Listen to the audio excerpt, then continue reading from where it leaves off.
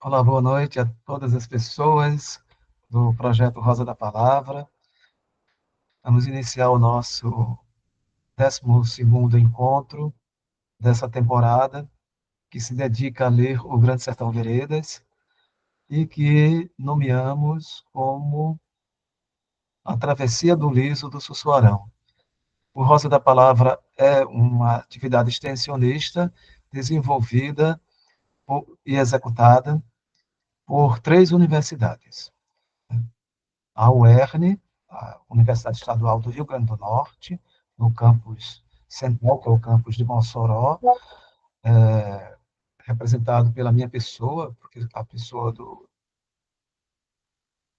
Tem um problema aqui. Eu sou o Sandro Soares. A UFRN, representado pela pessoa do professor Walter, que é do Programa de Pós-Graduação em Educação, do Centro de Educação da UFRN, e fundador e coordenador do grupo de pesquisa Sertania e Educação, junto com a professora Rossana Pinheiro, e o professor Miguel Júnior, Miguel Zacarias Lima, que é professor do Departamento de Educação da URCA, a Universidade Regional do Cariri, e que também é membro do Sertania e Educação. Tá? Feito essas colocações iniciais que a gente precisa sempre colocar, falar, né? Sobre os sujeitos e as instituições que estão à frente desses processos, à frente e por trás também desses processos. Vamos iniciar. Bom, eu quero dizer que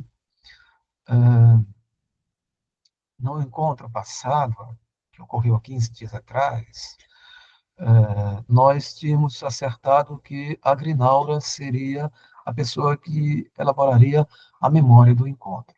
Mas eu pedi a ela, logo no dia seguinte, bem cedo, disse, não, bateu uma vontade assim, eu vou escrever essa memória. Aí eu pedi a ela, ela topou, ela disse, tá bom, porque eu achei muito difícil fazer essa memória. Então, pronto. Aí eu disse, então tu faz no próximo encontro, que seria de hoje. Ela faria a memória de hoje. Então, hoje eu apresento, a Gabriela não está entendendo muito, né? Gabriela, vou explicar um pouco o que é isso, tá? A memória é um dispositivo, não sei se o Rogério precisa que eu explique, né? A Celeste e tal, é um dispositivo dentro do nosso projeto, que é assim, cada encontro, uma das pessoas que compõe o projeto se voluntaria para escrever a memória, enquanto o encontro vai acontecendo, a pessoa escreve a memória, que na hora vai entrar agora, gente. E aí, no encontro seguinte, a pessoa apresenta aquela memória. Então, hoje eu vou apresentar a memória do encontro passado. Grinaura chegou. Cadê Grinaura? Oi, Grinaura. Tudo bom, minha querida? Pronto. Grinaura, me diga uma coisa. Você então vai escrever a memória deste encontro, é isso? Ou é do próximo? Não tô, porque agora eu estou meio confuso. Ligue o seu microfone, querido. Sandro, eu estou começando agora. Já faz tempo que começou? Não, começou agora.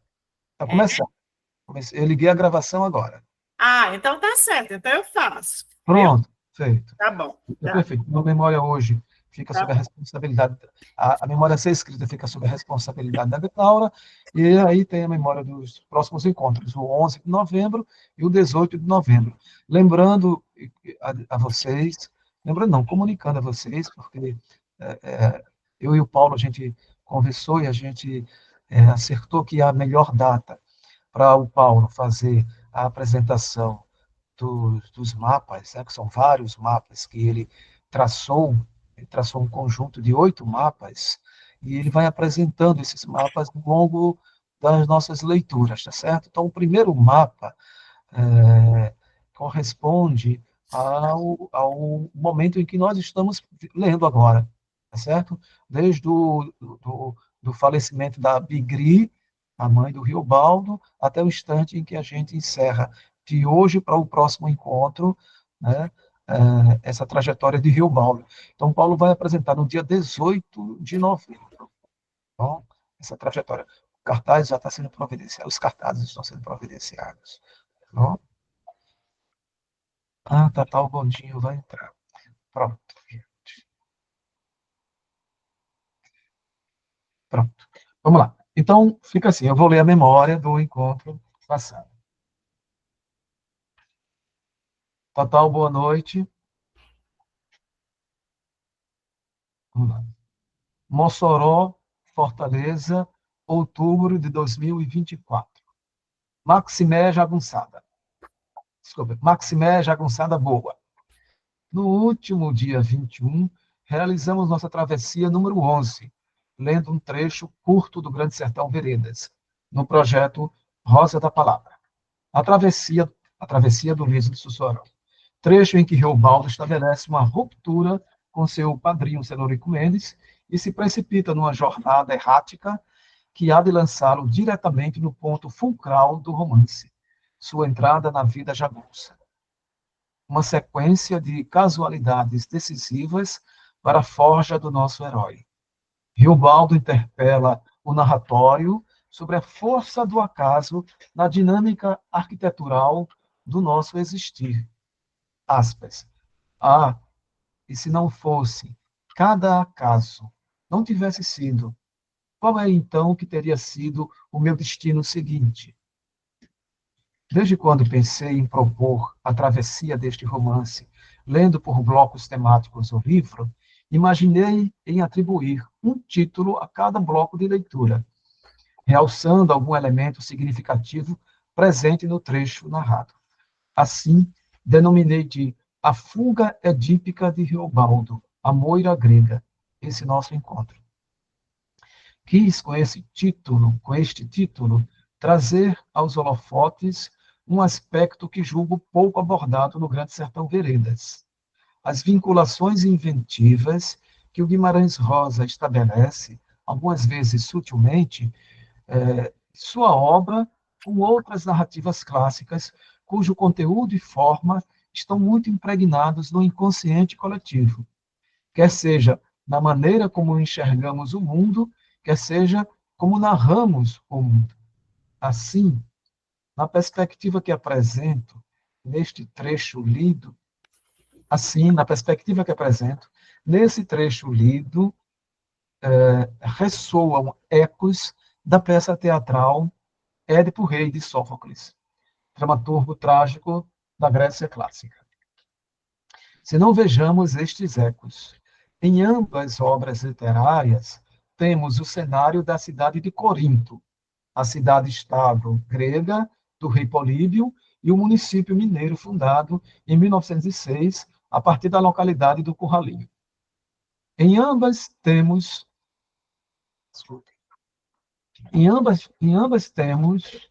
um pai oculto e uma revelação inesperada que é seguida por um transtorno emocional e um impulso de fuga. Em ambas ficções, seus protagonistas empreendem uma fuga atabalhoada. Entre aspas. Virei bem fugido. Razão por que fiz? Sei ou não sei. De ais eu pensava claro. Acho que de beis não pensei não. Eu queria o ferver.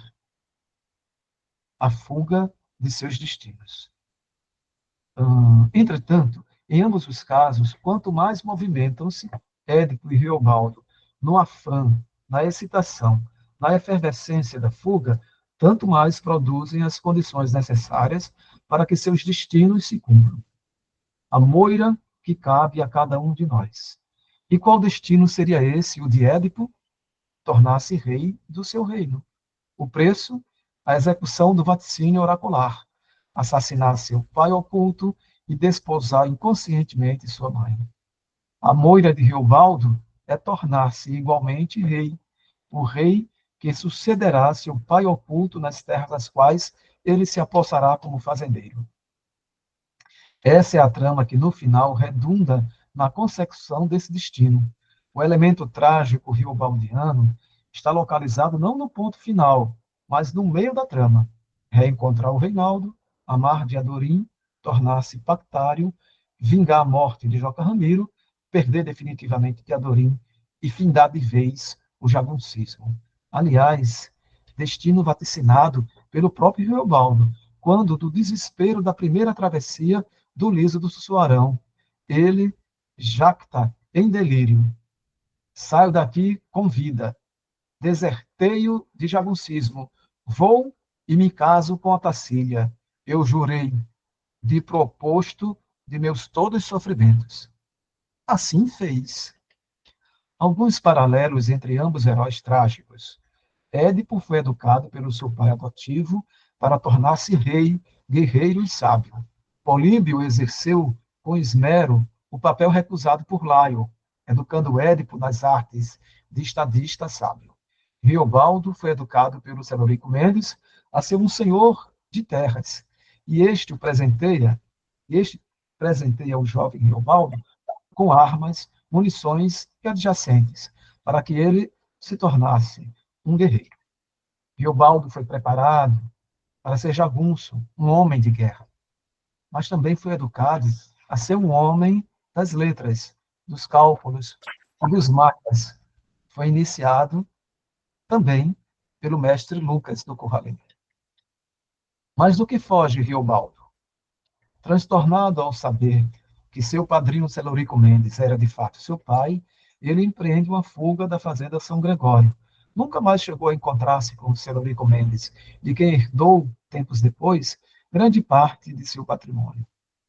Como Édipo, Reobaldo foge de si, e ao fugir de si, tanto Édipo quanto Reobaldo realizam a sua moira. O transtorno da revelação, entre aspas, afianço que no escutar em roda de mim o tonto ouve. O mundo todo me desproduzia numa grande desonra.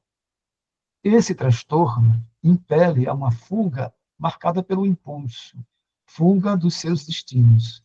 Édipo, escandalizado com o vaticínio do oráculo, teme tornar-se parricida e incestuoso. Riobaldo, recusando a ser filho bastardo do fazendeiro rico. E quanto mais eles empreendem a fuga, tanto mais irão construindo as condições para a realização desses destinos, tornarem-se reis em seus reinos. Riobaldo assume o lugar do seu pai, torna-se dono das terras. Eis aí a moira de Riobaldo. Márcio depõe: a impressão que eu tenho, em geral, quando eu leio o Grande Sertão, é que o acaso, a sorte, preside a vida de Riobaldo. Não alguma coisa de destino, entendeu? Eu sei que tem hora que parece que ele fala mais de destino. Tem hora que ele fala mais de acaso. Mas esse ponto aqui me pareceu mais a dinâmica do acaso, não do destino. No que eu reitero, a noção de destino na cultura cristã, essa noção da predeterminação, de uma missão de vida, domina nossa concepção do existir. Mas o que Riobaldo vai experimentar na sua existência é a força das circunstâncias que estão sob o seu controle ou que fogem do seu controle, na casualidade complexa dos fatos, em que episódios aparentemente banais ou inesperados ganham desdobramentos fundamentais na sua vida. O clim da crina de cavalo. Esse elemento episódico, pequeno, aparentemente desimportante, fortuito, é que gerou uma cadeia de processos de mudanças, mudança total de rumo, como uma sorte momenteira, mas por puro acaso. Como o episódio em que Riobaldo se envolve na sua fuga com uma mulher casada e que, para o encobrir dos fatos, ela sugere que ele vá dormir na casa do pai dela, o Manuel Inácio, por alcunha Malinácio. E é naquela casa de cobertura de telha e paredes caiadas que acontece, de fato, as grandes transformações na vida do Riobaldo, quando ele reencontra o menino de Janeiro, Reinaldo, o Reinaldo, e entra de vez para o bando de Joca Ramiro, e se torna jagunço. Para Trajano Vieira, tradutor da Odisseia e da Ilíada, a noção de moira, tomada equivocadamente por destino em nossa cultura, é um conceito fundamental na Grécia Antiga. A moira é a própria noção de limite, ou seja, aquilo que cabe a cada um vivenciar em sua experiência passageira, algo indefinível de antemão, algo imprevisível em sua construção. Não nos cabe uma predestinação. Não há um determinismo que nos enlace, mas as circunstâncias que limitam o nosso agir e que impõem o modo como cada qual experimenta a própria particularidade. Assim sendo, o que cada um edifica, assim sendo, aspas, o que cada um edifica é ditado, no fundo, pelo caráter enigmático da passagem. São nossas decisões e abandonos, nosso agir e nossa letargia, nosso ato ou a fuga da possibilidade do ato, a ação e a inação, o acaso fortuito, a confluência inesperada, a força constritora externa ou as forças internas deflagradoras ou aplacadoras que, complexamente ajuntadas, resultam no existir de cada um de nós, um existir que, por fim, resulta singular e intransferível. Somos aquilo pelo qual passamos e nem poderia ser diferente, pois foi assim mesmo que se sucedeu. A isso, os gregos chamavam moira. Silvia Helena defende que essa fuga é um ato de impulso juvenil, dado o nosso narrador ser adolescente no momento narrado. Pelo que a Sandra Chain contesta, afirmando que há outros elementos para além da inconsequência adolescente, que Riobaldo não se sente louvado pelo padrinho. Entre aspas agora. Meu padrinho Celorico Mendes me deixava viver na lordeza, no São Geral, no São Gregório, do razoável e de tudo se dispunha, querer querendo. E de trabalhar seguido, eu nem carecia. Fizesse ou não fizesse, meu padrinho me apreciava, mas não me louvava. Para Sandra Chain, significa que Riobaldo não se sentia plenamente prestigiado pelo fazendeiro. Exilda trouxe a hipótese de que a fuga de Riobaldo seja, em verdade, motivada pelo desejo impossível de Riobaldo pelo jagunço Reinaldo.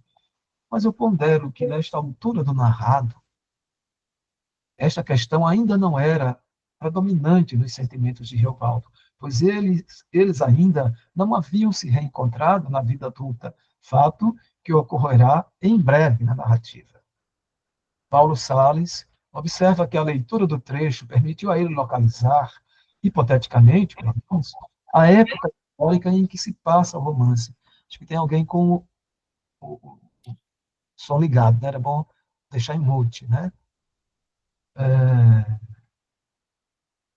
Pois o livro tem infinidades de referências geográficas, mas não tem nenhuma referência temporal, porque Rosa boicotaria essa informação ao leitor. Tomando o comentário de seu Assis Wababa sobre a futura instalação da estação ferroviária do Curralinho, efetivamente inaugurada em 1906, não, 1906, 1906, né, Paulo? Paulo arrisca a situar a narrativa no tempo histórico da primeira década do século XX. De fato, como afirma Sandra Vasconcelos em seu artigo Homens Provisórios, Coronelismo e Jagunçagem em Grande Sertão Veredas, a ação de... Dois pontos. A ação de Grande Sertão Veredas se situa, todos sabemos, nos entornos da República Velha, durante o processo político de consolidação nacional que se seguiu a 1889. As propaladas imprecisões dos marcos temporais e escassez de referências históricas são amplamente compensadas pela recriação, no plano ficcional, dos conflitos e lutas políticas entre facções locais, das disputas entre famílias e grupos que tanto marcaram esse período. Vasconcelos remete ao ensaio de Flávio Aguiar, que apontaria as guerras dos jagunços entre 1913 e 1917, ou seja, na segunda década do século XX. Enfim, cravar uma data exata em que transcorre a narrativa é menos proveitoso do que saber sobre o contexto em que o narrado se situa, o declínio do Império e as décadas iniciais da instalação da República no Brasil. Eu pondero que essa dificuldade em se precisar uma data histórica é da mesma ordem das dificuldades em se precisar o espaço geográfico. Esse tempo histórico do narrado é da ordem da ficção, da narrativa ficcional. Paulo lembra que, diferentemente das históricas, as referências geográficas são inúmeras no livro, mas a referência temporal não tem nenhuma. No que insisto, mesmo tendo tantas referências geográficas, tantos topônimos reais, há, no Grande Sertão Veredas, toda uma toponímia puramente ficcional. São Gregório, Anhanfa, Ulisses do Sussuarão. Nosso limite de querer localizar ipsilíteres, o real decalcado a partir do narrado, encontra um elemento que se impõe aqui, a inventividade do autor, a sua potencialidade em produzir uma ficcionalização do existir. Né? Então, eu acho que a gente transita nessa geografia real e nessa geografia ficcional, dialeticamente nisso. Sandra Chaim trouxe-nos uma valiosa contribuição à antroponímia do Grande Sertão Veredas, ao escrever no chat que a flor miosotis é também conhecida como não me esqueça. Bastante elucidador do batistério desta personagem, na moradia de Riobaldo nos tempos do Curralinho. Aspas. E eu recordei lembrança, e eu recordei lembrança daquelas mocinhas, a Miosotes e a Rosuarda, as que no curralinho eu pensava que tinham sido as minhas namoradas. Aritmética ou aritmética? Em determinado ponto do romance, Guimarães Rosa nos confronta com um termo que mais se assemelha a um erro ortográfico ou meramente gráfico. E eis que, consultando os dicionários online, o grupo descobre que aritmética é uma variação dicionarizada para aritmética. Nos confirma Graça Lins. Esse rosa não dá ponto sem nó. Por esses dias, a Marilu Cacheta postou no nosso perfil: o Rosa faz dessas o tempo todo. E essa viagem pelo dicionário não me parece erudição vazia, mas nem um pouco. De fato, se trata de uma perspectiva da língua. Chamo de ativação da memória. Por aqui, termino. Sigamos o périplo épico-trágico de Riobaldo pelos sertões geográfico, mítico e metafísico.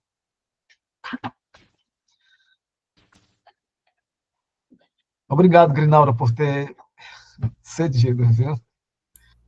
Pronto. Ok, parabéns. Obrigado. Parabéns, foi linda a memória, muito bonita. Pronto. Vamos começar a leitura. Alguém começa lendo, porque já li 4, foram 3.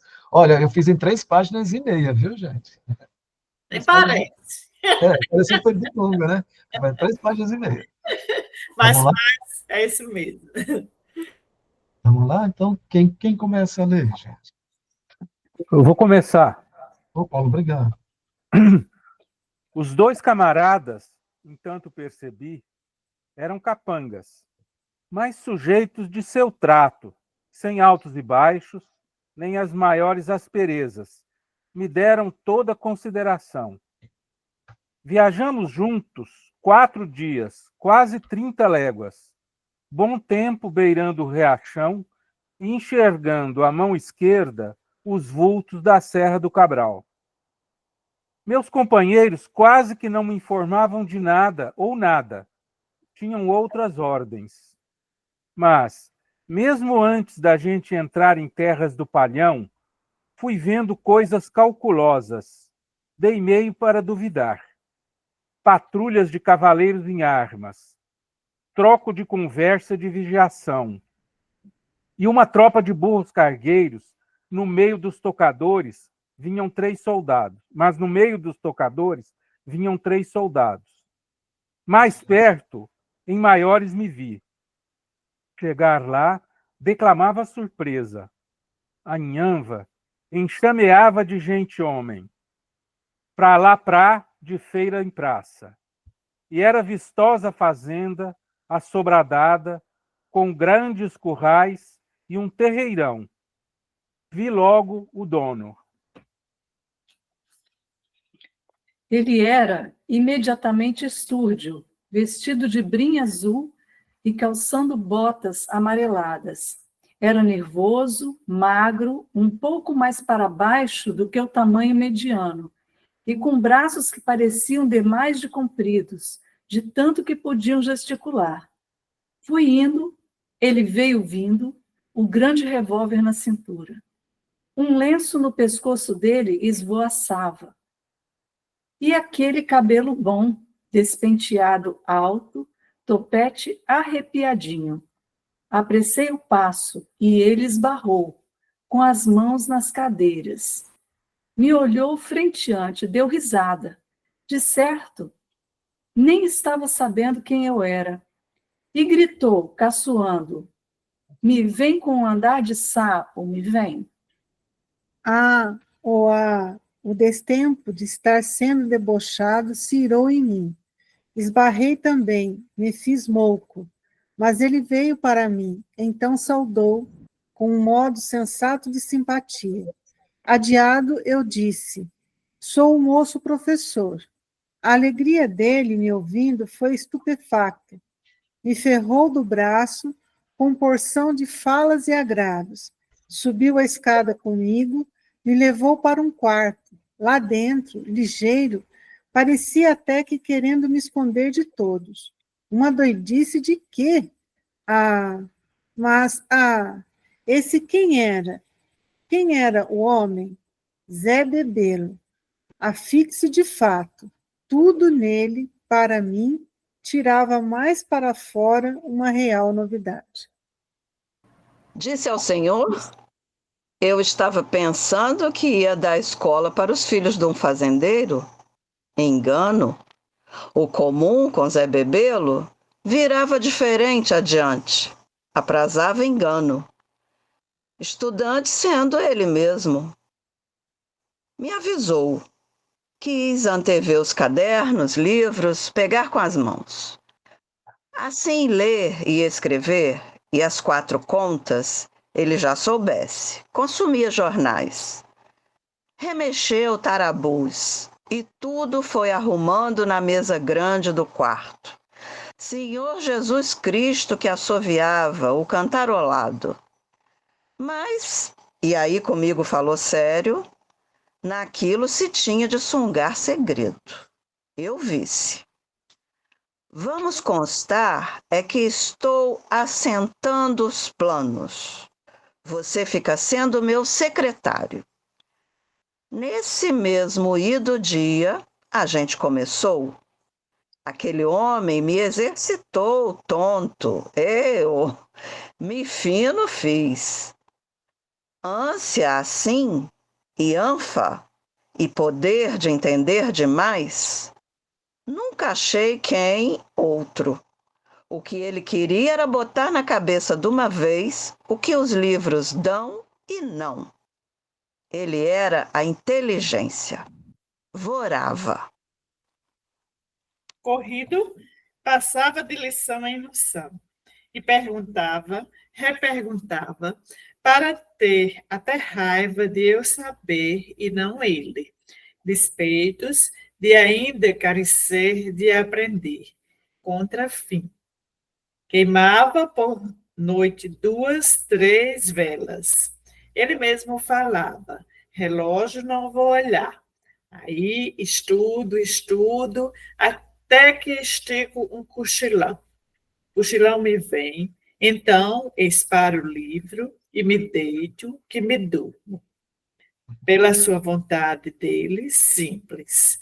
De dia, estávamos debulhando páginas, e de repente se levantava ele, chegava na janela, apitava num apito, ministrava aquela brama de ordens, 10, 20 execuções de uma vez. O pessoal corria, cumpriam aquilo, semelhança a um circo, bom teatro. Mas com menos de mês, Zé Bebelo se tinha senhoreado de reter tudo. Sabia muito mais do que eu mesmo soubesse. Aí A alegria dele ficou demasiadamente. Sobrevinha com o livro, me fazia de queima-cara um punhado de perguntas. Ao tanto, eu demorava, treteava no explicar, errando a esmo, caloteava. Ai, ai, ai, dele atalhar as minhas palavras, mostrar no livro que eu estava falso, corrigir o dito e dar quinal. Se espocava às gargalhadas, espalmava a mão, expendia outras normas, próprias de sua ideia lá dele, e sendo feliz de nessas dificuldades me ver. Eu, já ignorante, esmorecido, escabriado. Só aí, digo, foi que ele ficou gostando de mim. Certo, me deu um abraço, me gratificou em dinheiro, me fez firmes elogios. Siobaldo, já tomei os autos de tudo, mas carece de você não ir-se embora, não. Mas antes, prosseguir sendo secretário meu. Aponto que vamos por esse norte, por grandes fatos, que você não se arrependerá, me disse. Norte, mas bandas, soprou só, enche que ventava.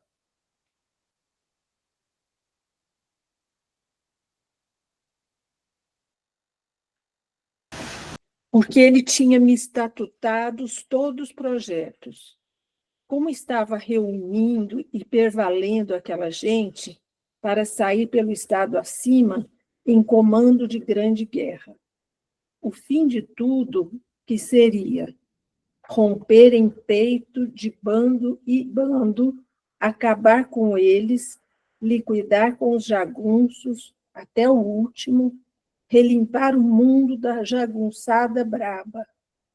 Somente que eu tiver feito, Siobaldo, estou todo. Entro direito na política. Antes me confessou essa única sina que ambicionava, de muito coração, e era de ser deputado. Pediu segredo e eu não gostei, porque eu estava sabendo que todos já aventavam aquela toleima. Por detrás dele até antecipavam a alcunha, o deputado. O mundo é assim. Mas mesmo desse jeito, o pessoal todo não regateava a ele a maior dedicação de respeito, por via de sua macheza. Zé Bebelo era o do duro. 7 punhais, 7 aços, trouxados numa bainha só. Atirava e tanto com qualquer quilate de arma, sempre certeira a pontaria. Lançava e campeava feito um todo vaqueiro. Amansava animal de maior brabeza, burro grande ou cavalo. Duelava de faca, nos espíritos solertes de onça acuada, sem parar de pôr, e medo ou cada parente de medo. Ele cuspia em riba e desconhecia. Contavam, ele entrava de cheio, pessoalmente, e botava paz em qualquer cutuba. O homem, couro na água, enfrentador, dava os urros, e mesmo para ele, parecia não ter nada impossível. Com tanta bobeia assim, desfrutável e escurriu. E aí, de quem pensasse em boitar o olho de chacotas, morria vertiginoso. O único homem jagunço que eu podia acatar, Sr. Baldo, já está falecido. Agora temos de render este serviço à pátria. Tudo é nacional. Esse que já tinha morrido, que ele falava, era Joãozinho Bem-Bem, das Aroeiras, de redondeante fama. se dizia, tinha estudado a vida dele nos pormenores, com tanta devoção especial, que até um apelido em si se apôs, Zé Bebelo, causa que de nome, em verdade, era José Rebelo Adro Antunes.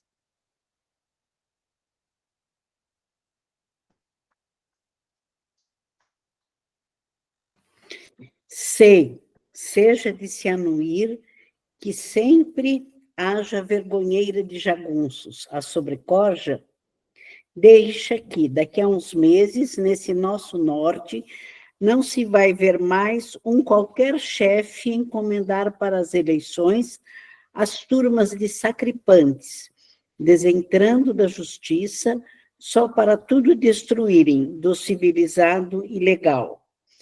Assim dizendo, na verdade, sentava dizer com ira razoável. A gente devia mesmo se reprovar os usos de bandos em armas, invadir cidades, arrasar o comércio, saquear na cebaça, barrear com estrumes humanos as paredes da casa do juiz de direito, escramuçar o promotor amontoado à força numa má égua, de cara para trás, com lata amarrada na cauda, e ainda cambada dando morras e aí soltando os foguetes. Até que não arrombavam pipas de cachaça diante da igreja, ou isso de se expor padre sacerdote nu no olho da rua e ofender as donzelas e as famílias, gozar senhoras casadas por muitos homens, o marido obrigado a ver. Ao quando falava, com o fogo que puxava de si, Zé Bebelo tinha de se esbarrar, e até na varanda ou na janela, a apitar o apito, ditar as boas ordens. Daí, mais renovado, voltava para perto de mim e repunha. Cujo vou, seu Baldo, eu vou. Só eu que sou capaz de fazer e acontecer. Sendo porque fui, eu só que nasci para tanto. Dizendo que, depois, estável que abolisse o jaguncismo e deputado fosse, então reluzia perfeito o norte, botando pontes, baseando fábricas, remediando a saúde de todos, preenchendo a pobreza, estreando 1000 escolas. Começava por aí, durava um tempo, crescendo voz na fraseação, o muito instruído no jornal. Ia me enjoando, porque completava sempre a mesma coisa. Mas minha vida na fazenda era ruim ou era boa? Se melhor era. Eu estava feito em nhampas. Aí lordeei. Me acostumei com o fácil movimento. Entrei de amizade com os capangas. Sempre chegavam pessoas de fora que conversavam em sozinhos com Zé Bebê, gente de cidade.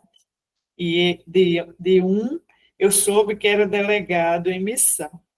E ele me apresentava com a honra de professor Riobaldo, secretário sênior. Nas folgas vagas, eu ia com os companheiros, obra de légua dali, no Leva, aonde estavam arranchadas as mulheres, mais de 50. Elas vinham vindo, tantas, que quase todo dia, mas tinham de baratear.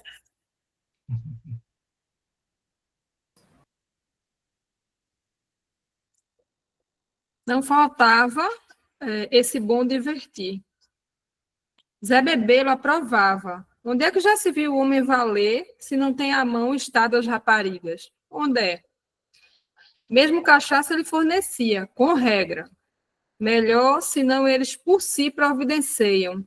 Dão logo em abusos, atuleias. Isso explicava. Demais, de tudo ali se prazia. Fartura confortável, abastada comida, armamento de primeira, monte de munição, roupas e calçados para os melhores. e o cobre para semanal de pagamento, pois nenhum daqueles homens estava ali por amor de Deus, mas ajeitando seu meio de viver. Diziam que era dinheiro do cofre do governo. Parecia. A tal que, enfim, veio o dia de se sair, guerreiramente, por vales e montes, a gente toda. Oi, o alarido! Aos quantos gritos um araral revoa avante de pássaros. O senhor mesmo nunca viu coisa assim, só em romance descrito. De glória e avio de própria soldadesca e cavalos que davam até medo de não se achar pasto que chegasse. E o pessoal perto por uns 1000, acompanhado dos chefes de turma, que ele dava patente de serem seus sotenentes e oficiais de seu terço. Zé Bebelo, montando formudo russo pombo e com um chapéu distintíssimo na cabeça, repassava daqui para ali, eguando bem, vistoriava. Me chamou para junto. Eu tinha de ter à mão um caderno grosso para por ordem dele assentar nomes, números e diversos amanuenses. Com eles eu estava vindo. Então o senhor vê. Vinha para conhecer esse destino, meu Deus. O que me animou foi ele para dizer que, quando eu mais não quisesse, era só pôr um aceno, e ele dava baixa e alta de me ir embora.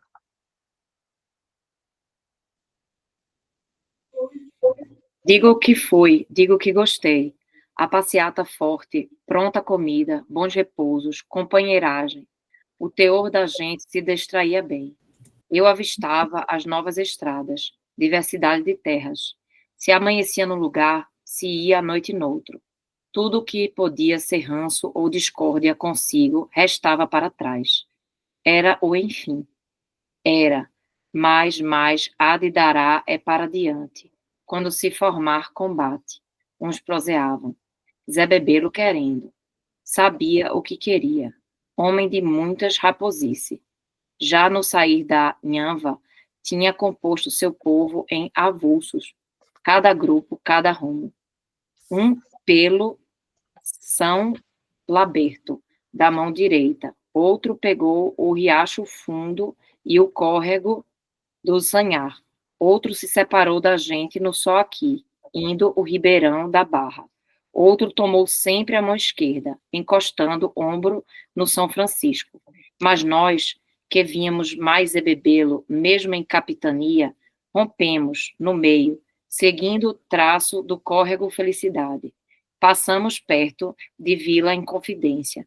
Viemos acampar no Arraial Pedra Branca, beira do Água Branca, e tudo correndo bem. De um batalhão para o outro, se expedia gente com ordens e recados. Arrastávamos uma rede grande, peixe grande por pegar. E foi. Eu não vi essa célebre batalha. Eu tinha ficado na Pedra Branca. Não por medo, não. Mas Zé Bebelo me mandou. Tem paciência, você espera para reunir os municipais do lugar e fazer discurso. Logo que um estafeta vier relatar qual foi nossa primeira vitória. Se deu o que se disse. Só que, em vez de estafeta a galope, veio Zé Bebelo mesmo. Eu tinha ficado com ruma de foguetes para soltar, e foi festa. Zé Bebelo mandou dispor uma tábua por cima de um canto de cerca, conforme ele ali subiu e muito falou. Referiu, para lá do rio Pacu, no município de Brasília, tinham volteado um bando de jagunços. Com o valentão Hermógenes à testa, e derrotado total. Mais de 10 mortos, mais de 10 cabras agarrados, presos, infelizmente só. Foi que aquele Hermógenes conseguira de fugir, mas não podia ir longe. Ao que Zé Bebelo elogiou a lei, deu viva ao governo. Para perto futuro, prometeu muita coisa republicana. Depois, encheriu que eu falasse discurso também. Dividi. Você deve de citar, mas é meu nome. E que, por meu recanto, não versei e falar muito nacional. Se me soprou, cumpri.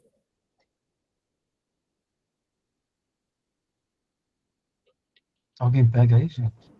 O que um homem assim devia de ser deputado, eu disse, encalquei. Acabei, ele me abraçou. O povo eu acho que apreciava. Daí, quando se estava no depois do almoço, vieram cavaleiros nossos, tangendo o troço de presos. Senti pena daqueles pobres, cansados, azombados, quase todos sujos de sangue secos. Se via que não tinham esperança nenhuma decente. Iam de leva para a cadeia de Extrema, e de lá para outras cadeias, de certo até para a da capital. Zé Bebelo, olhando, me olhou, notou moleza. Tem dó não, são os danados de façanhosos. Ah, era, disso eu sabia. Mas como ia não ter pena? O que demasia na gente é a força feia do sofrimento, própria, não é a qualidade do sofrente. Pensei que agora podíamos merecer maior descanso. Ah, sim, montar e galompar, tem mais, tem. Zé Bebelo chamou, tocamos, conversando no caminho, eu perguntei, não sei, e Joca Ramiro?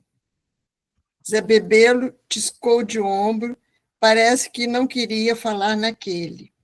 Daí me deu um gosto de menor maldade de explicar como era fabuloso o estado de Joca Ramiro. Como tudo ele sabia e provia. E até que trazia um homem só para o ofício de ferrador, com a tendinha e as ferramentas, e tudo mais versantes aos animais. O que, ouvindo, Zé Bebelo esbarrou.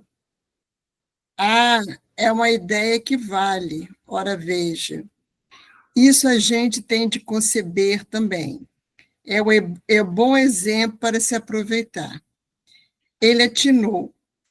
E eu, que já ia contar mais do diverso das peripécias que meu padrinho dizia que Joca Ramiro inventava no dar batalha, então eu como me consertei em mim e calei a boca.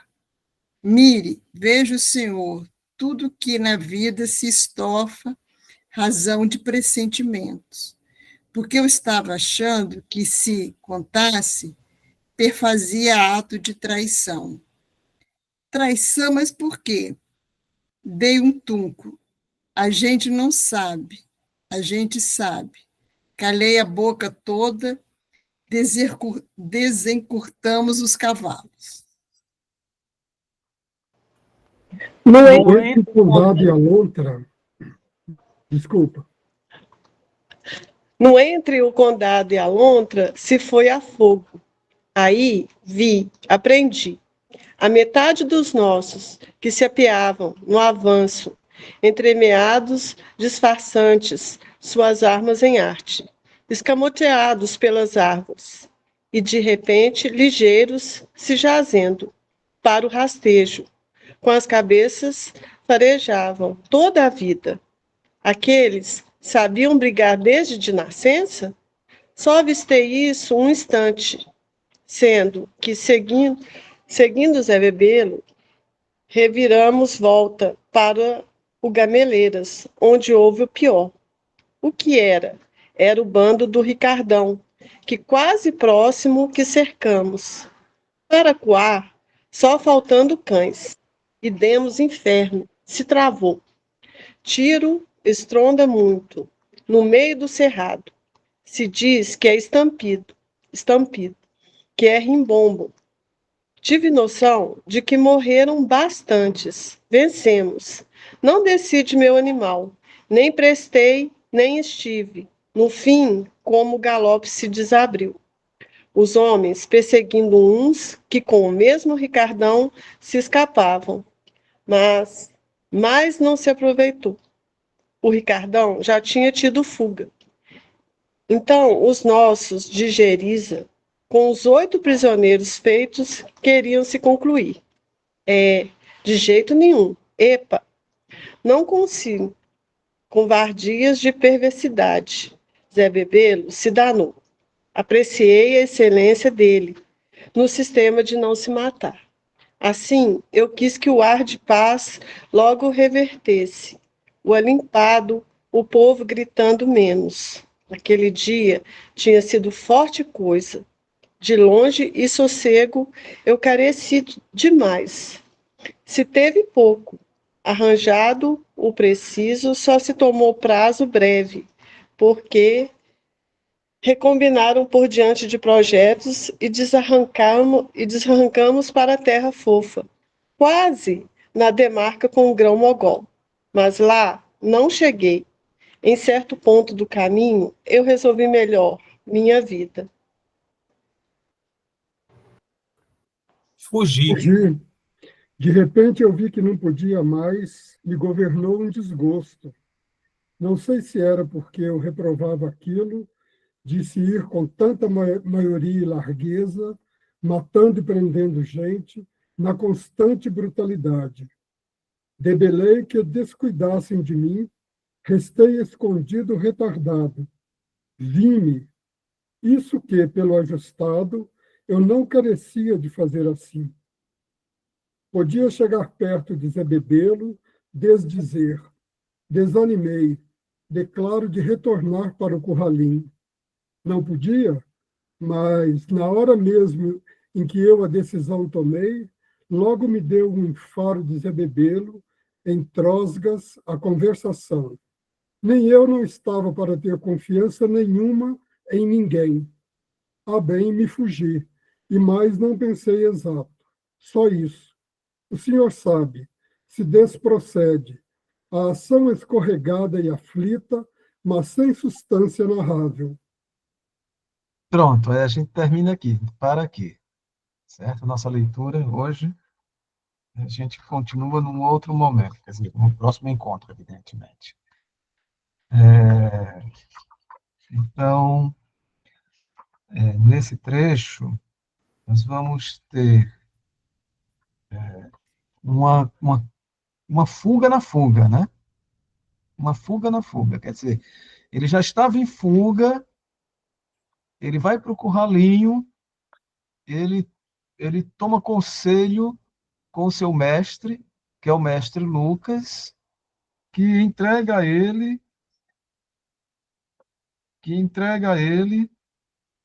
as armas outras armas, né? As armas do conhecimento, né? Entrega a ele livros, borracha, lápis, régua, tinteiro e tudo que pudesse ter serventia. Ele toma isso em mãos, né? E é a orientação do oráculo, mestre Lucas, né? Dele seguir para a fazenda desse fazendeiro. Para lá ele dar aulas, pensando que ele ia dar aulas para criança, né? Aí a questão toda é que quando ele chega na fazenda, nesse lugar chamado Inhamba, a surpresa é que é o próprio fazendeiro, né, que ia tomar essas aulas. E o fazendeiro era o Zé Bebelo. Então, aqui o Zé Bebelo aparece pela primeira vez dentro da linha temporal, vamos dizer assim, da narrativa linear, mas ele já havia aparecido inúmeras vezes, tá certo? Então, quer dizer, até como chefe, né, do bando. Então, aqui ele é apresentado como esse homem cuja o propósito é dar fim ao jagunçismo no sertão. Né? Um homem que era comandante de uma milícia, que recebia um soldo do governo para aplacar os conflitos entre os fazendeiros, usando a força dos jagunços. Né? Então, a ideia é aplacar esses conflitos, aplacar entre os fazendeiros, aplacar a guerra dos jagunços, destruindo, acabando, dizimando, erradicando o jaguncismo do sertão. Nesse momento em que o Riobaldo, que já havia conhecido as narrativas de Joca Ramiro, e já havia conhecido pessoalmente Joca Ramiro, e que já havia também cumprido uma missão, que foi levar aqueles homens todos lá na Fazenda São Gregório para o recuo, deixar aqueles homens ali no recuo, quer dizer, uma missão dada que ele executa, né? Então, ele já havia sido iniciado nesse mundo jagunço, quando dessa fuga ele conhece fortuitamente o Zé Bebelo. Né? E aí ele começa a vivenciar uma série de batalhas, né? Batalhas contra os jagunços. Pronto, a Grinaldo levantou a mão, e vou abrir para a gente falar. A Adriana também. Grinaldo e Adriana. Grinaldo, pode falar. Deixa eu ver aqui que eu estava com um probleminha. Tá dando certo? Estamos Adriana quer ouvindo. falar primeiro? Pode falar, Grinaldo. Não, Adriana, porque eu não sei, eu Tá. estou ouvindo vocês, aí eu queria que você... Tudo bem. Então, Então, deixa... né? Fale primeiro, depois eu falo, tá? É só sobre o que eu achei diferente aqui, esse momento em que o Riobaldo, ele está lá na casa, né, de Zé Bebelo, aí eles começam a falar de Joca Ramiro, e num determinado momento ele se retrai. Ele tem um pressentimento, ele fala, não vou falar nada, não, vou ficar quieto, né? E, no fim, essa outra fuga dele, na hora que ele diz assim, que me deu um enfado de Zé Bebelo, isso na página 103, e já vem da página 99, que ele fala também, ia me enjoando, porque completava sempre a mesma coisa. Né? Aí eu lembrei de um artigo que eu tinha lido naquele livro sobre... Ai, gente, agora esqueci. A Fortuna Crítica. A Fortuna Crítica.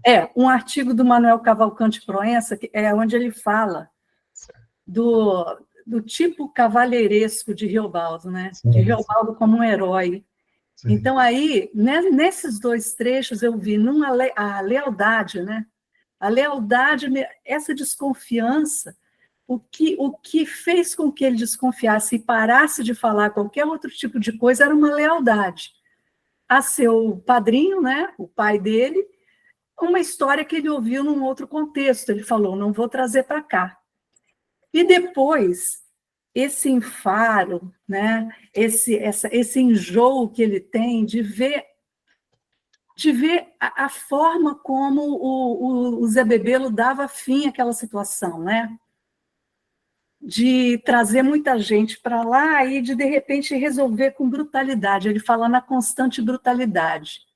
Então, eu vi nesses dois trechos, uma coisa assim, uma característica que a gente poderia dizer, atribuir ao herói Riobaldo, né? O herói que seja leal e que quer resolver as coisas sem brutalidade. Muito embora ele vivendo nesse meio, onde se não tem brutalidade de um lado, de outro, com certeza vai ter. Né?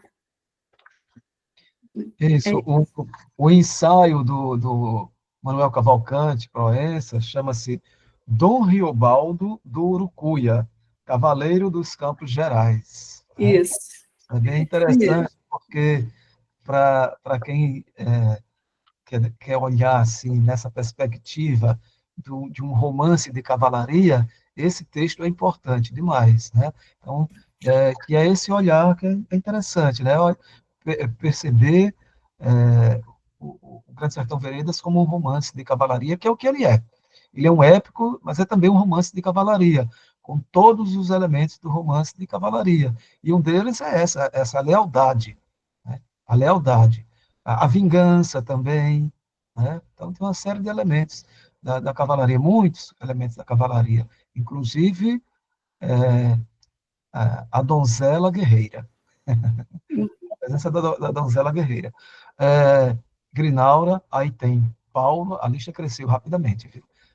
Tem Grinaura, Paulo e Márcio. Tá bom, eu vou falar.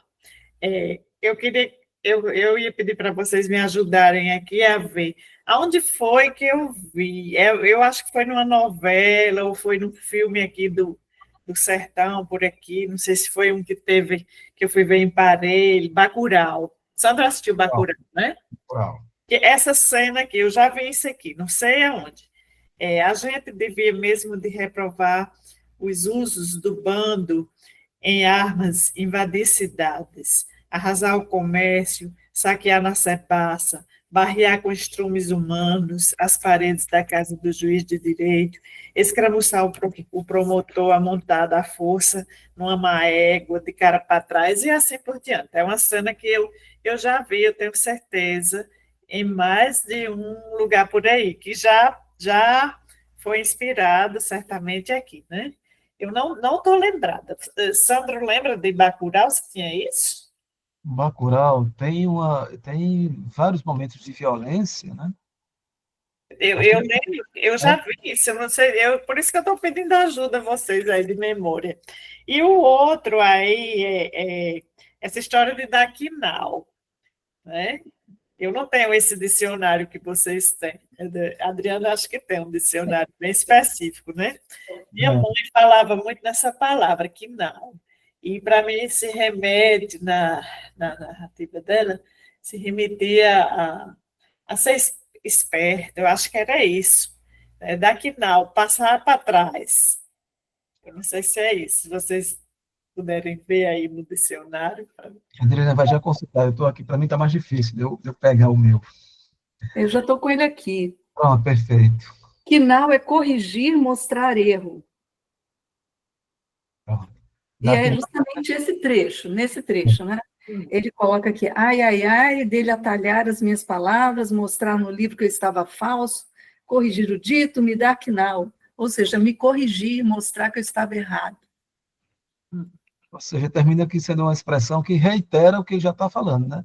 Sim, agora ele diz assim, do espanhol, acho, quinal, talvez da expressão latina, quin autem, mas ao contrário. Então, quer dizer, tem uma raiz em alguma coisa, né? Não é? Uhum. Não sei, eu escutei essa expressão muitas vezes da minha mãe, Daquinal. Podia ser isso mesmo, né? Eu não entendi. Corrigir o outro. Interessante é que tem até a gente já leu essa parte, que ele fala dos vaqueiros do sertão que cochicham no ouvido do cavalo, que ouve o conselho do cavalo, e ele fala vaqueiros do quebra-quinaus, que é um... E esse quebra-quinaus existe, é bem no norte de Minas, perto da Bahia, tem esse córrego, chama quebra-quinaus. Aí teria que ver qual o sentido desse quebra-quinaus. Eu não vejo, dentro do que a Adriana... O sentido que a Adriana colocou, eu não vejo... Mas, enfim, existe esse é citado no livro, os vaqueiros do quebra-quinal, que escutam o conselho do cavalo, né? Quando não tem ninguém perto, o cavalo dá conselho para ele. Isso que ele diz no livro. E esse efetivamente existe, isso é um lugar real, esse córrego dos quebra-quinaus. Mas esse Dark Now parece que é uma coisa assim, que era como se fosse pegar em flagrante, né? Mostrar que estava falando errado de propósito para para pegar ele num erro, né? Enfim, parece isso, que é realmente reforçando o que falou antes, né? Eu acho. Eu dei um Google aqui, aí achei que existe um lugar chamado Fazenda Quebra-Quinal. E aí, Paulo? Olha aí. Pois é. Tem até endereço, tá? Muito interessante. Sandro, isso tem perigo de não ficar gravado? Tem não, né? Porque eu não estou anotando tudo assim. Tudo gravadinho. Tá tudo Mas ele grava, né? Tá bom. Tá. Estou confiando muito na gravação, porque eu estou mais prestando atenção aqui, estou confiando um pouco. A gravação ajuda bastante. Bom, então, ok, Grinalda? Posso passar? Então é Paulo e o Márcio, e agora o Carlos, e depois o Carlos Viegas. Paulo. Eu vou retomar aquilo que a Adriana colocou lá, essa questão do enfaro com o Zé Bebelo. O Reobaldo, eles têm sempre ao longo do romance todo, enquanto o Zé Bebelo está presente, que em determinado momento o Zé Bebelo sai da história, né? E retoma, lá no final ele retoma. Mas, enfim, durante todo o percurso em que os dois estão juntos, o Reobaldo tem uma visão contraditória em relação ao Zé Bebelo, porque o Zé Bebelo ele é aquele que usa dos princípios do jagunçismo, mas ele tem uma ambição política. Ele faz uso do jagunçismo, mas com ambição política. Então, isso causa ao Reobaldo uma estranheza e uma desconfiança. Em determinado momento, ele até desconfia que o Zé Bebelo poderia estar traindo. Porque o Reobaldo reconhece, por exemplo, no Hermógenes, no Ricardão, ele reconhece a crueldade com que eles... Né, e reconhece no Joca Ramiro o cavalheirismo do Joca Ramiro, a lealdade, né, o espírito engrandecido do Joca Ramiro, tudo isso, mas são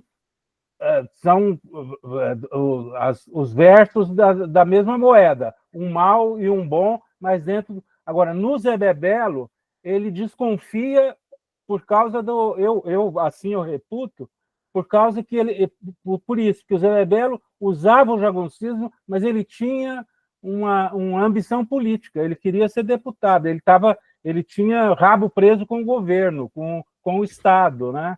Então, acho que isso era o enfaro e a desconfiança do Reobaldo contra o Zé Bebelo vem daí. Não era um jaguncismo puro, não era um espírito cavalheiresco aí, de bem contra o mal. Ele tinha projeto político para isso, ele tinha ambição política. Ele fazia uso do jaguncismo para benefício próprio, né? Márcio. Ok, Paulo, Márcio. Será que o Márcio está me ouvindo? Oi.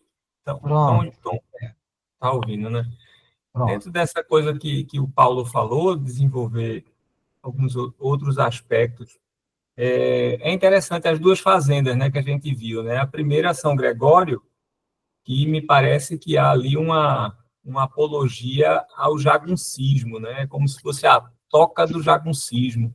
O Celorico Mendes tece loas ao sistema jagunço, né?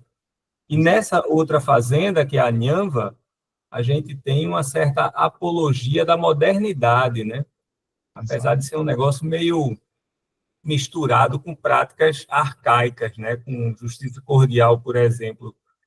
Zé Bebelo, ele é um arauto, né, da modernidade, né?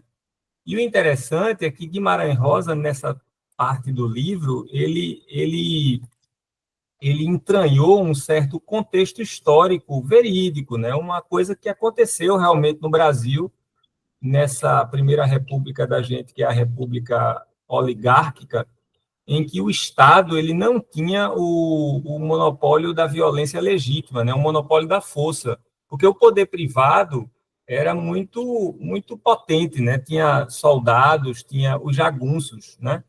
Então, Guimarães Rosa ele inseriu nesse trecho do livro, entranhou, enraizou nesse trecho do livro um processo que efetivamente aconteceu no Brasil durante a República Velha, quando o Estado federal tentou se impor no sertão, né? É um lento processo em que o Estado vai tentando se afirmar no interior do Brasil, que quem vai fazer isso muito é Vargas.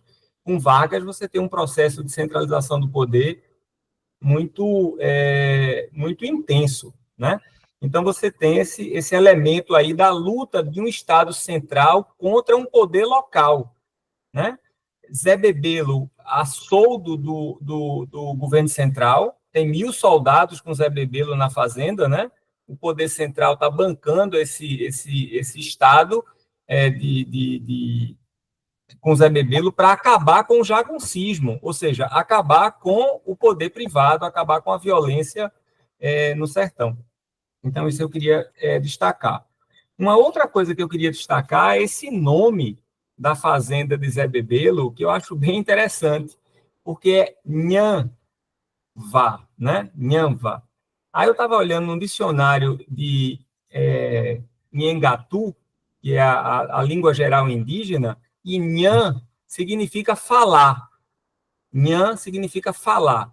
E Van, o Vá, né? Me pareceu, eu coloquei um tiozinho ali no ar para ficar coisa van, né? Uma fala van. Então, Zé Bebelo, que é o arauto da modernidade, ele é muito verborrágico, ele fala muito, ele fala que vai colocar ponte, vai colocar fábrica, vai acabar com a miséria, vai inaugurar escolas, né? Ele vai ser deputado, ele diz que vai reluzir inteiro o norte, se for deputado. Então, ele é o verbal, né? Ele é aquele cara que promete eleição, promete lei, promete uma modernidade. Você escuta e fala, caramba, esse cara então vai fazer tudo isso? E as práticas dele são práticas completamente tradicionais. Zé Bebelo é o cara que pratica uma justiça cordial. Não sei se vocês lembram daquele momento dos filhos do Rudigério de Freitas, que ele diz assim, fica aí, o pai tentou matar, não conseguiu, fica tudo por isso mesmo, mas eu vou pegar a boiada deles. E não aplica a lei. Ele promete a lei, mas ele não traz a lei, ele traz só um discurso de lei. Então, ele pratica essa justiça que eu estou chamando aqui de cordial, né? Ele confisca a boiada, tem um momento em que ele faz uma execução sumária, até aparece, né? O narrador fala que miolos foram espalhados, tá? Apesar de, na hora dos presos, agora que a gente leu, né, ele diz assim, não vamos matar esses caras, não, vamos mandar para a cadeia, tá? Então, destacar esse elemento, Zé Bebelo como arauto da modernidade, que fala muito, que promete muita coisa vã, que não vai realizar. É aquela história que eu já falei uma outra vez, né? Promete uma história para não fazê-la. E Riobaldo, ele vai aprender muito com Bebelo, eu acho. Que ele vai virar um chefe que também é muito falador, promete muita coisa, mas não traz nada de novo, na minha opinião. Era isso que eu queria dizer. Tem o Carlos Viegas e a Patrícia Beltrão. Aí eu também me inscrevi, porque já tem muita coisa para eu falar também. Carlos. Bom, a minha questão é bem mais simples, é uma questão topográfica para o Paulo.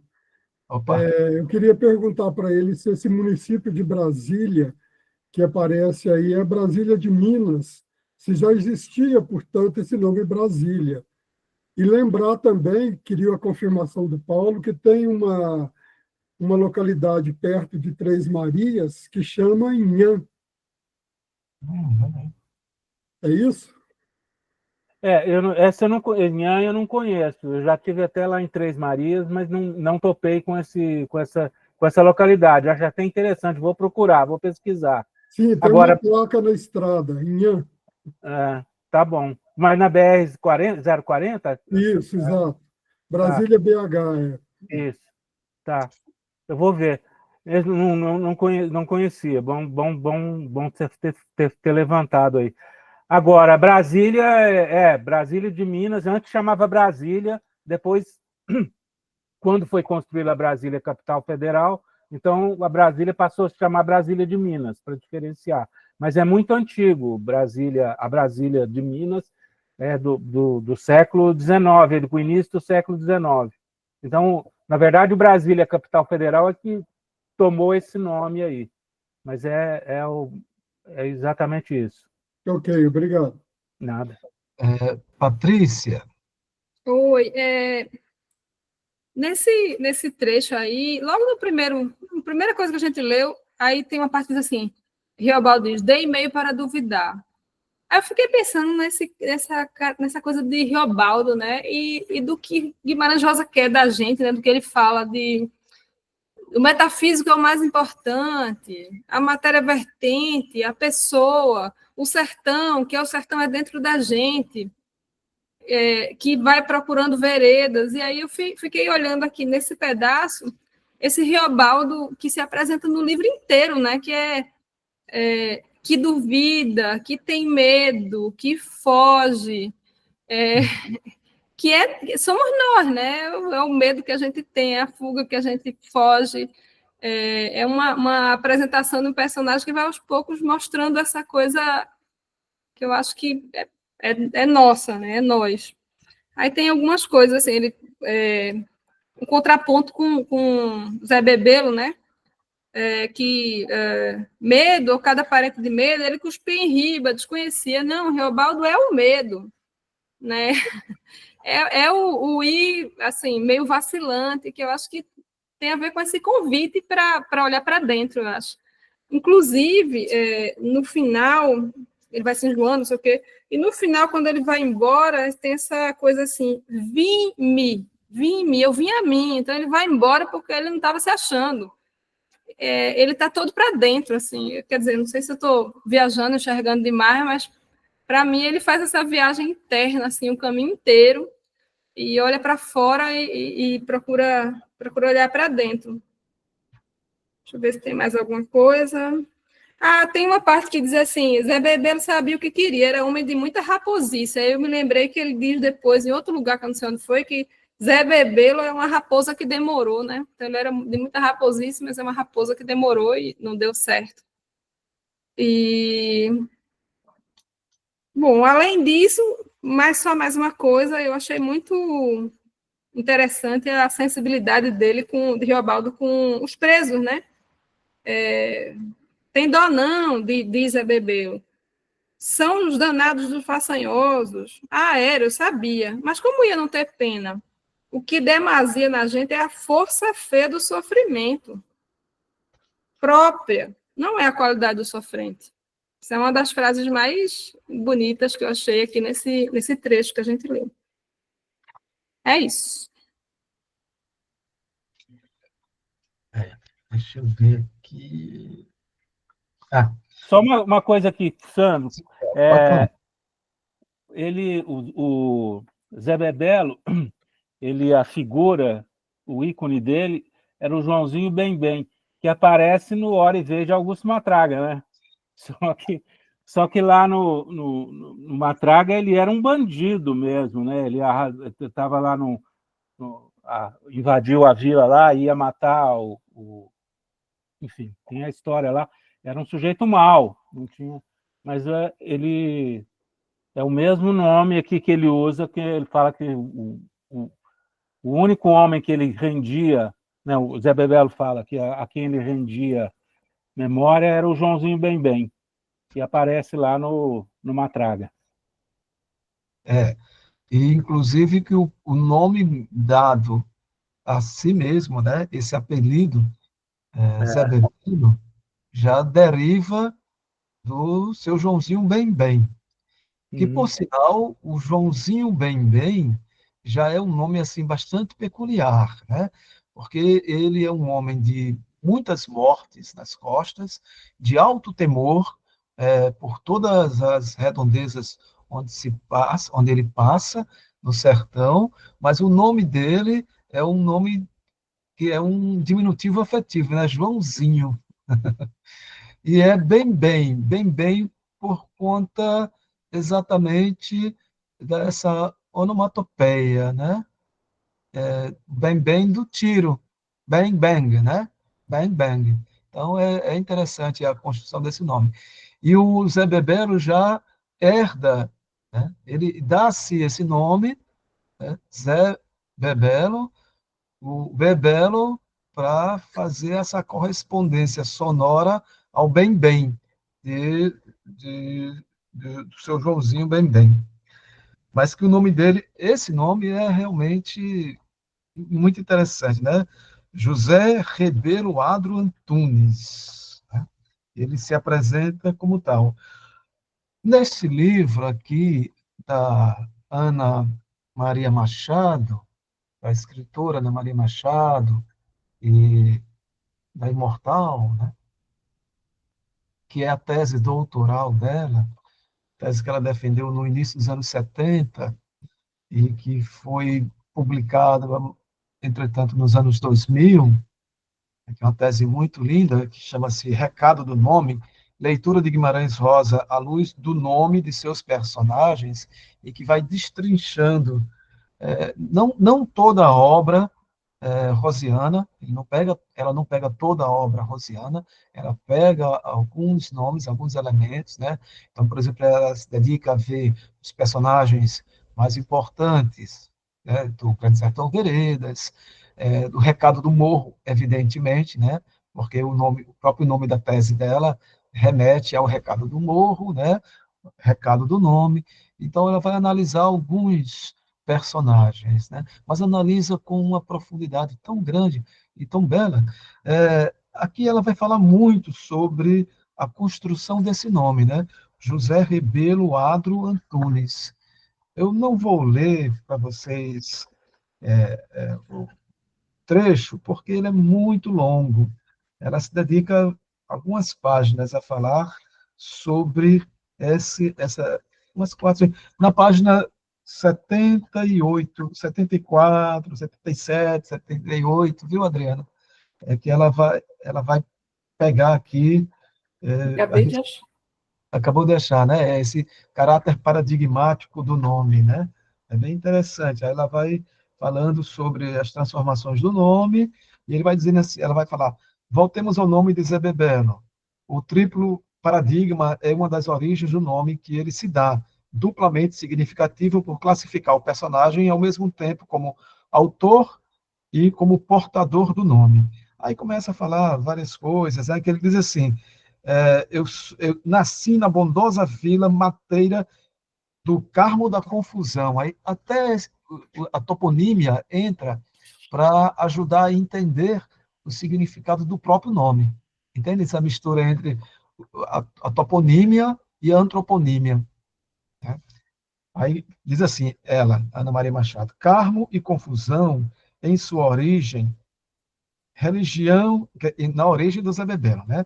Carmo e confusão, religião e guerra, né? Carmo, religião, confusão, guerra. Então, já na origem do José Rebelo, do Zé Bebelo, estavam ali fundidas tanto a religiosidade, porque tem a palavra adro também, né? Carmo, adro, né? E guerra, né?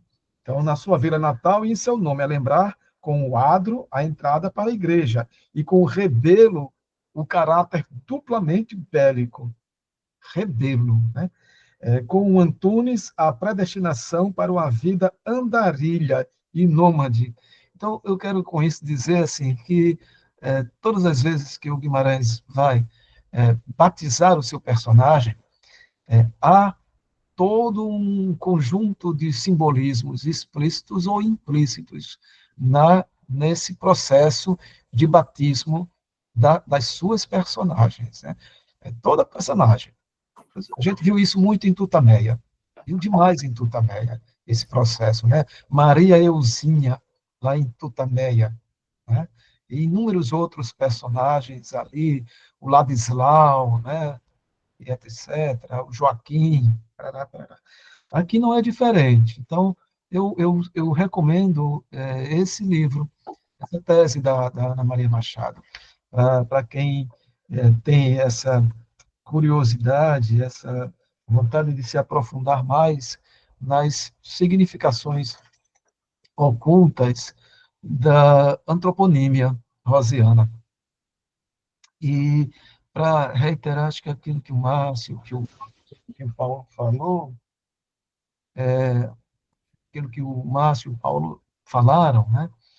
Que é assim, o Zé Bebelo, ele está dentro desse processo, com, pelo menos nesse momento aí, este momento em que Riobaldo entra para essa milícia, entra meio que voluntariamente para essa milícia, mandada por ele, o propósito é dar fim ao jagunçismo, é dar cabo. Agora, como o Márcio fala, muitas vezes fazendo uso da própria violência jagunça, dos próprios métodos jagunços, né? Então, termina fazendo essas coisas. No entanto, há um diferencial no Zé Beber, né? Porque quando o Márcio lembra o episódio do pai que manda um filho matar o irmão, matar o outro filho dele, o Zé Bebelo institui um julgamento. Ele institui esse julgamento. E é interessante isso, porque quando ele institui esse julgamento, né, isso vai ter uma influência no Riobaldo. Vai ter uma influência no Riobaldo. Saber que o Zé Bebelo valoriza o julgamento e valoriza os seus presos. Apesar de ter matado, a queimar-roupa, dele dizer assim, não tem a pena, não, essas pessoas não são pessoas tão boas assim, etc. Mas ele, naquele momento ali, ele diz, deixa eu ver. Vinha para conhecer. Não, desculpe, me perdi um pouco aqui no que eu ia ler. É que ele tem um determinado momento em que o próprio Severo diz que não vamos maltratar não essas pessoas. Então, há ali, no meu entendimento, um processo que o Riobaldo vai observando, tanto no Joca Ramiro, quanto agora, principalmente, no Zé Bedelo, ele vai entendendo como se dá essa chefia e vai se incomodando e vai concordando ou discordando, mas, de qualquer maneira, o Riobaldo vai construindo uma ética que é a ética dele. Essa ética que vai ser importante na construção do Urutu Branco. Certo? Então, tem essa ética, que é uma ética riobaldiana, é uma ética que diverge da ética de Joca Ramiro, da ética do Zé Bebelo, diverge muito, claro, de Hermógenes, do Ricardão. Então, é uma outra ética, que é uma ética própria do Riobaldo, dele especificamente. Agora, uma coisa que eu queria destacar, que me chamou muita atenção, só dessa vez que me chamou a atenção, nunca tinha me chamado a atenção, nesse momento em que ele, quando sai com a milícia, o Zé Bebeiro diz a ele, mas você tem que ter em mãos um caderno grosso para por ordem dele, assentar nomes, números e diversos. O próprio Guimarães, né? Então, o Riobaldo é o alter ego. Eu nunca tive dúvidas disso, né? O Riobaldo é o alter ego do Guimarães Rosa. Nunca tive dúvidas disso. Então, isso aqui, para mim, é como se demarcasse. É o alter ego.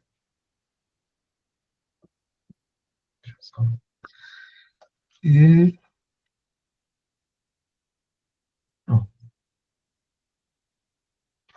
E é isso.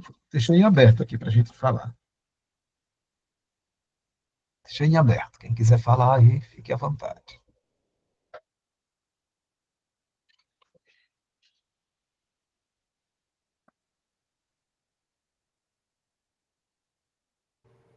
E é interessante, ele chama de Senhor Baldo, né?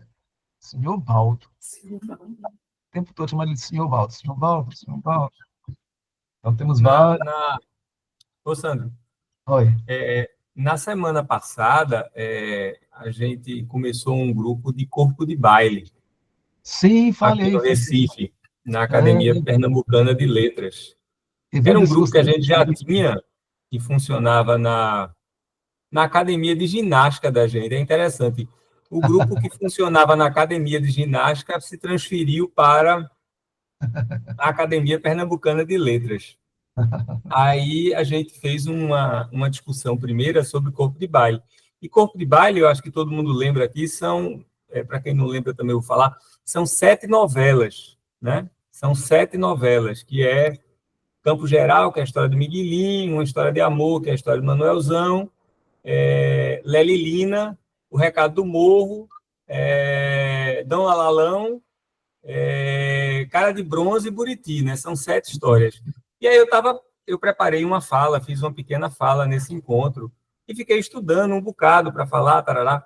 E aí, lendo, descobri o seguinte, que Guimarães Rosa estava escrevendo Corpo de Baile e Grande Sertão estaria no Corpo de Baile.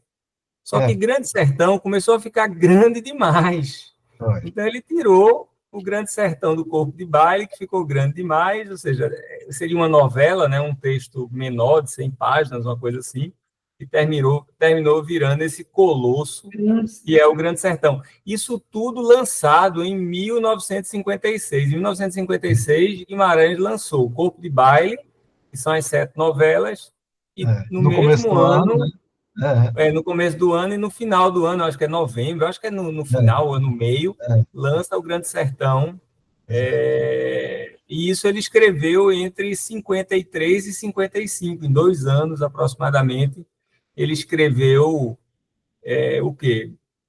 60%, 70% da literatura dele, né? Porque ainda tem Sagarana, que foi antes, depois vai ter Primeiras Histórias e Tutameia, né? Que são os livros que ele publicou em vida, né? Você sabe, Márcio, é tão interessante isso, porque o José Olímpio quase que pirava, né, com ele. Sofreu muito, porque, no bom sentido, né?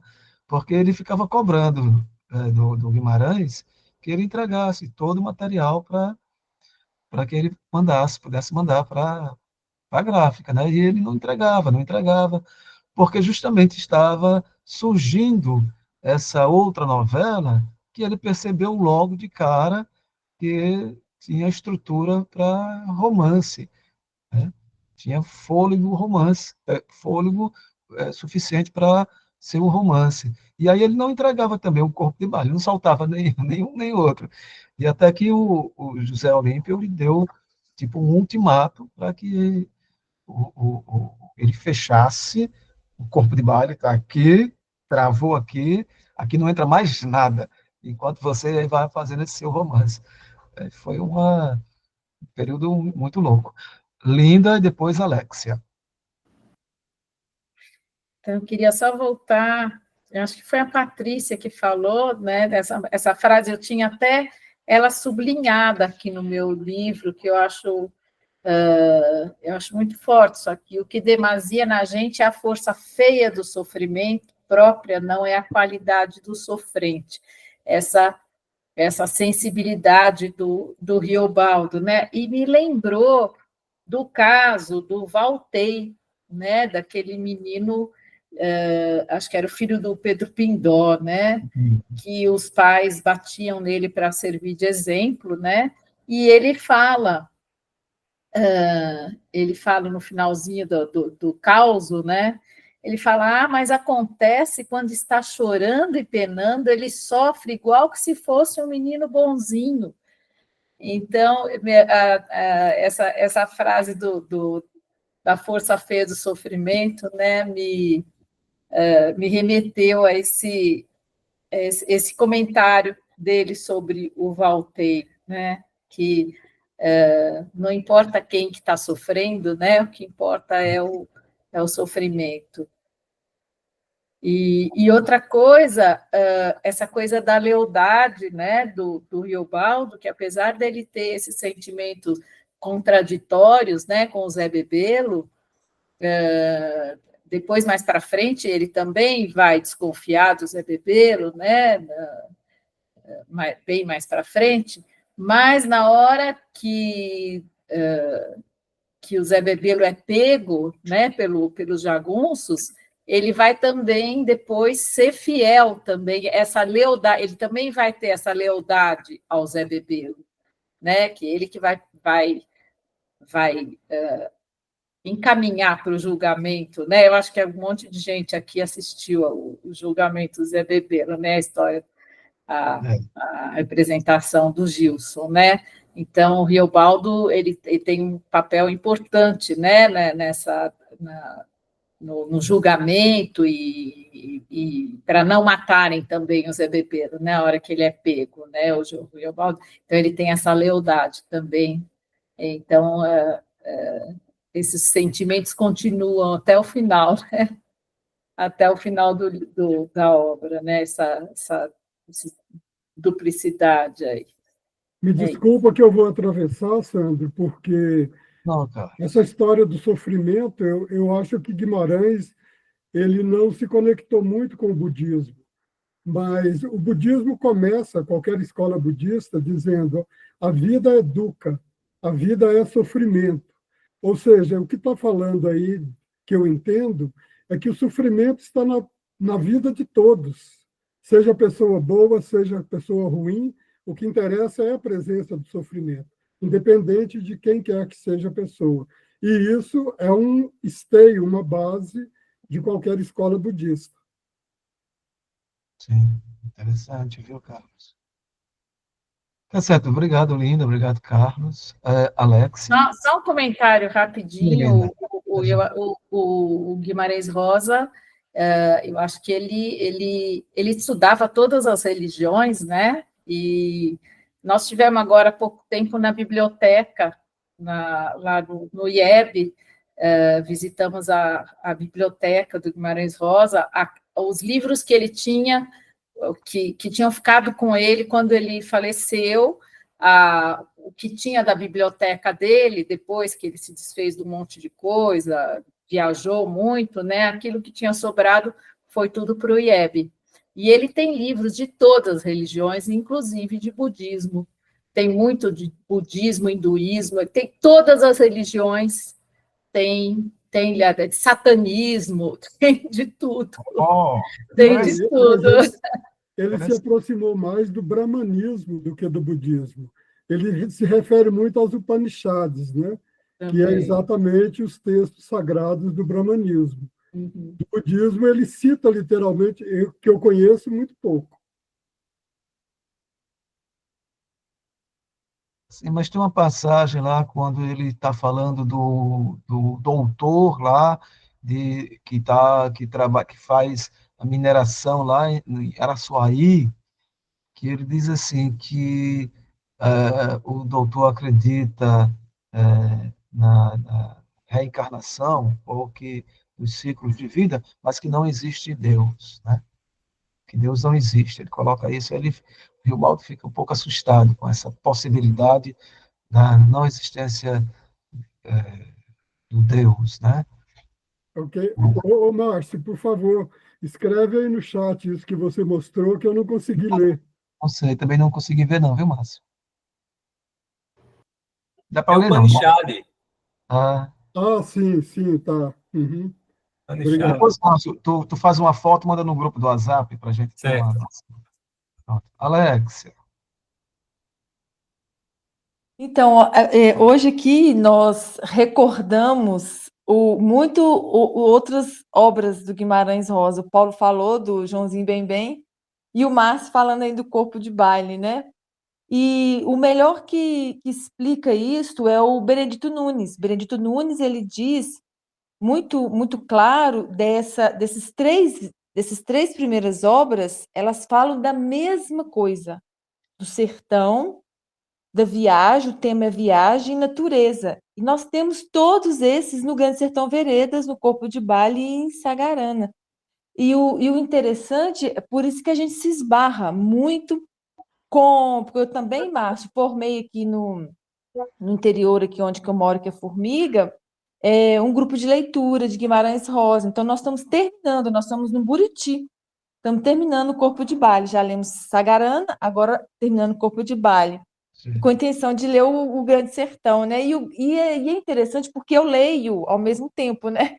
Eu leio aqui com vocês o Grande Sertão, eu leio com a Linda lá na USP Tutameia, e fico vendo o Grande Sertão Veredas, assim, estou falando assim, eu que estou pensando também, viu, gente? Eu que sinto, ele é a obra, não estou desmerecendo as outras, mas ele é tudo reunido, parece que está junto o corpo de Bálio Sagarana nessa primeira parte, né? Nessa primeira parte que eu falo, que o Benedito Nunes diz para a gente, do sertão, viagem, natureza, ele é uma obra que pega, gente. Ele é uma obra que fisga, assim, e você pensa, nossa, ele diz alguma coisa, igual o Carlos diz aqui, né? Ele fala de um religioso primitivo que Guimarães Rosa gostava, um religioso bem primitivo, das primeiras línguas, das primeiras religiões. Ele sempre fala, né, gente? A gente sabe muito bem quem gosta de Guimarães, ele quer sempre saber o que está atrás da linguagem. Ele não quer saber o que é a linguagem, o que está por trás da linguagem. E é muito interessante essas referências que nós fizemos hoje, do Joãozinho Bembem, que a Joãozinho Bembem fala, a Ana Maria Machado, ela diz, ela também tem lá o significado do nome, né, do Joãozinho Bembem, que é o bom de bala, igual o Paulo disse aqui, que ele era eu acho que foi o Paulo que falou mesmo, né? Ele era bem atirador, ele era diferente do Zé Bebelo. Certo, eu encontrei aqui esse trecho. Obrigado, viu, Alex? É interessante, viu, Alex? Esses tantos grupos, né, surgindo, os já totalmente consolidados, os novos grupos surgindo em torno da leitura do Grande Sertão. É muito bonito isso. Importante demais que mantenha a obra viva, né?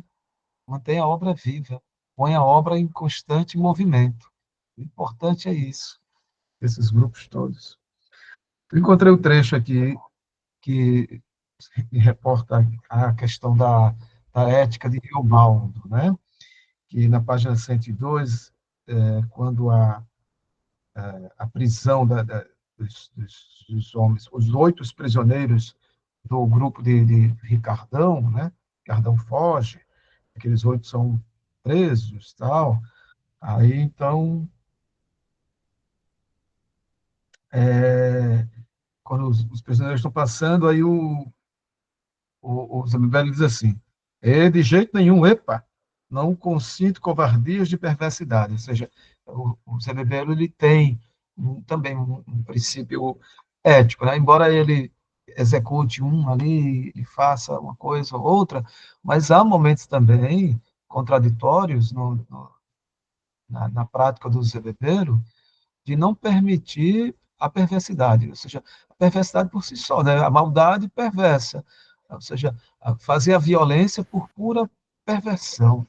Né? Isso ele não vai admitir. Aí ele disse, o Riobaldo disse, apreciei a excelência dele no sistema de não se matar. Então, esse é um fato que é importante nessa construção dessa ética do Riobaldo. E Sandro, mas Oi. logo em seguida, ele fala assim, né? Na hora que ele fala fugir, ele fala, de repente eu vi que não podia mais, me governou um desgosto. Não sei se era porque eu reprovava aquilo de se ir com tanta maioria e largueza, matando e prendendo gente na constante brutalidade. Sim. Mas Né? aí é a brutalidade da guerra, né? Sim. Na guerra você está no confronto. No Sim. confronto é matar ou morrer. E É. a brutalidade vem. Agora, se você prende o sujeito, aí ele não consinto que, em cima desses sujeitos que estão presos, se exerça essa atividade, né? Então, tem essa coisa. Isso vai influenciar lá na frente, quando o Riobaldo vai dizer, não, o Joca Ramiro quer esse homem vivo, porque ele quer dar julgamento para ele lá na frente, referente ao próprio Zé Bebelo e tal. E é isso. Então, aí é a fuga dentro da fuga. Aí nós estamos nesse momento da fuga dentro da fuga, e aí ele vai embora, né? Ele abandona. Ele poderia chegar para o Zé Bebelo e dizer, olha, já deu, não quero mais, eu quero o meu soldo, e quero zerar aqui, e partir para as minhas próprias nos próprios caminhos. Quer dizer, eu podia voltar para o Curralinho, mas para o Curralinho mesmo ele não queria voltar, né? Para o Curralinho ele não queria voltar. Ele queria dar prosseguimento à sua fuga. Márcio, levantou a mão.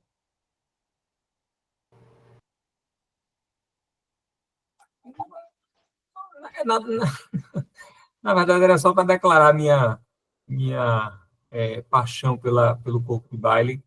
E aquelas 7 histórias, Dona Rosalina, eu sou apaixonado por Dona Rosalina, pelo Miguelinho, pelo Manuelzão, pelo Pedro Orósio, por Lalinha, Deus do céu, é muito bonito aquele livro. Eu fico pesando o Grande Sertão Corpo de Baile, não sei, Alex, eu daria empate, entendeu? Porque assim... Eu também, viu, Márcio? Eu estava pensando nisso. Para mim é empate, assim, não dá para achar um melhor que o outro. Porque, poxa vida, quando a pessoa lê O Recado do Morro, é uma novela que você tem que ler, você vai lendo várias vezes ao longo da sua vida. Você sente a necessidade, de repente você está assim, pô, eu tenho que reler aqui O Recado do Morro, porque é de uma beleza tão grande, né? Toda aquela trajetória que eles fazem, né? E a maneira como tudo acontece, o recado, como o recado chega, como o recado é decifrado, o recado enigmático vai chegando e depois ele é decodificado, né? Então, tudo é muito bonito. Nessa apresentação que eu fiz, eu peguei o texto de Heloísa Vilhena de Araújo, que ela coteja o Timeu de Platão. Não conheço, ela coteja o Timeu de Platão com Plotino, e vai dizer que as 7 novelas de Corpo de Baile são os 7 planetas. A Terra no centro. Então, assim, cada novela sofre uma influência de um determinado planeta, só que Guimarães Rosa colocou 2 índices, ele fez com Tutameia. No final da primeira edição tem um segundo índice que é ao contrário. Então, na verdade, cada novela sofre influência, sobretudo, de 2 planetas. Por exemplo, Miguelin seria o Sol e a Lua, porque são aqueles 7 planetas, né, Saturno, Marte, Vênus. É uma tese incrível, incrível, incrível. É um livrinho. Dela eu tenho O Espelho, né? É esse livrinho aqui, ó. Publicado nos anos 90